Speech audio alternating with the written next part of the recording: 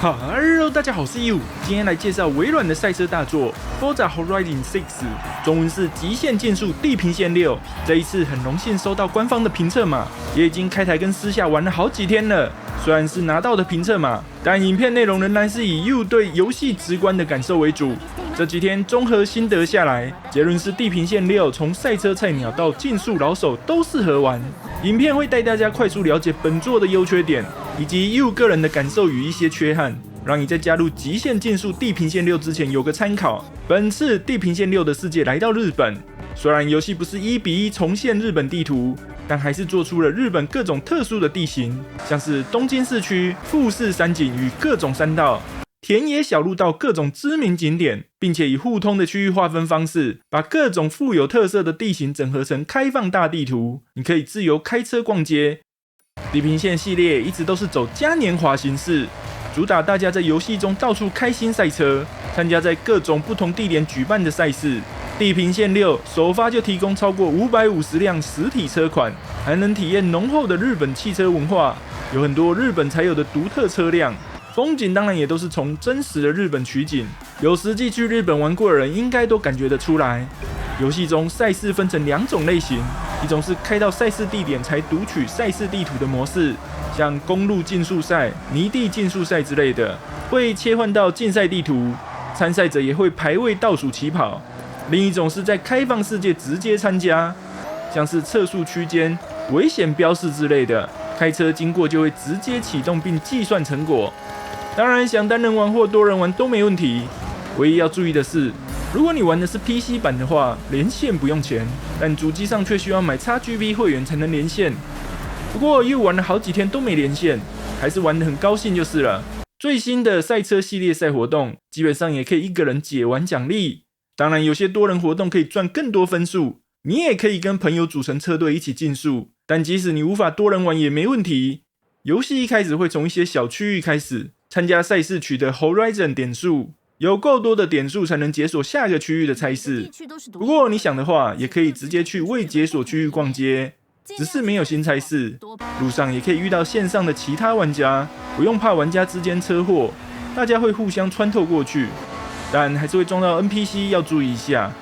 超駕的手感很棒，預設值參賽的話，玩起來就跟街機的競速爽遊一樣。但預設時其實開了各種輔助選項，如果你很懂賽車超駕的話，完全可以關閉各種輔助控制，體驗擬真的賽車快感。關越多，最終得分也越高。實際上，很多老玩家也說，當你慢慢脫離新手，就會主動關閉更多輔助選項，反而可以跑出更快的記錄。就好像會騎腳踏車之後，大家都會選擇拔掉輔助輪，騎起來更快更舒服。調教車輛的系統也很齊全，你可以細細調整自己的愛車，發揮它 120% 的實力。當然，就算你不懂怎麼調整，也可以直接套用別的玩家調整好的調教數值，甚至還可以順便套用別的玩家設計的塗裝。滿車庫的痛車不是夢，調教車輛也不是車快就好。許多賽事都有性能限制，進賽事之前就能在大地圖看到。因此，在調整或套用調教數值時，都要避免性能改到太強無法參賽。一般都是調到剛剛好極限為止。賽事也不古板，怎麼歡樂怎麼來。當然，一般的競速賽、越野賽都有，還有特別的機甲表演，主角根本就是機甲。玩到這關的時候，You的眼神都離不開了。除了這些賽事之外，地平線6的開放世界也有很多獨特的內容，像是在荒山野嶺發現藏起來的超跑之類，還有一些像外送的小任務，讓你賺買車的資金與玩小遊戲。你甚至有一個藏身地，可以自由的建設，要造風景區或賽車場都沒問題。遊戲除了白天黑夜的變化之外，還具備影響操控的動態天氣系統，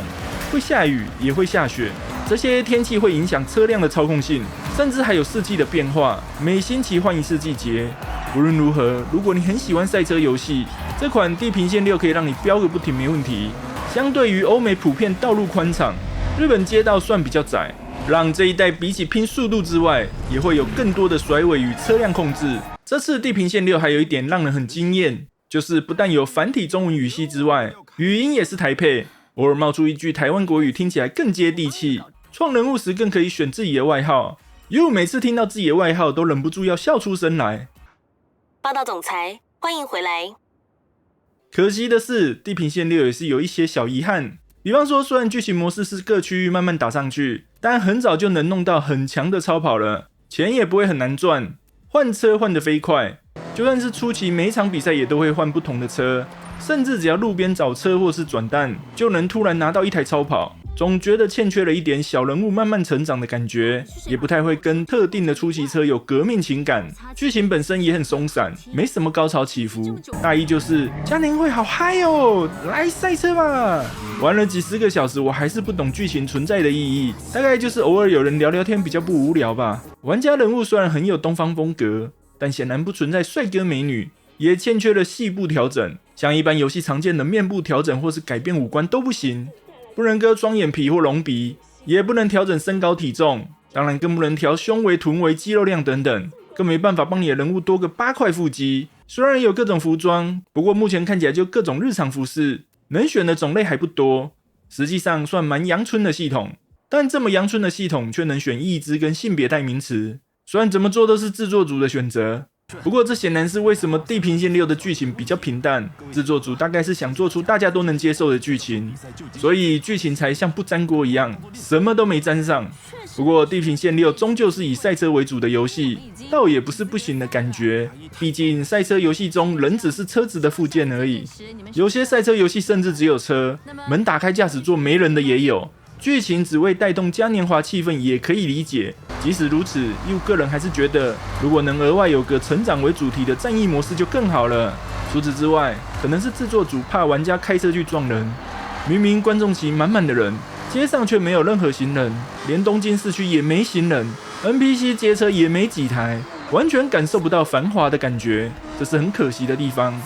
日本的人行道其實都有護欄，遊戲也有做出來，其實就設定成護欄不可破壞，讓行人走在人行道就好。不過以上說的這一些真的都是小遺憾，制作組在遊戲主軸的賽車這方面做得非常好，其他都是錦上添花，有小部分做不好其實也無傷大雅，核心玩法還是非常棒的，遊戲畫面當然也是最頂級的，美麗的風景，各種豪車痛車，刺激的競速，賽車遊戲不就是追求這些嗎？如果你喜歡賽車的話，極限競速地平線6確實值得入手。那麼想看更多類似影片的話，別忘了訂閱加小鈴鐺，才能第一時間收到影片通知哦。那麼今天就到這裡了，下次再會。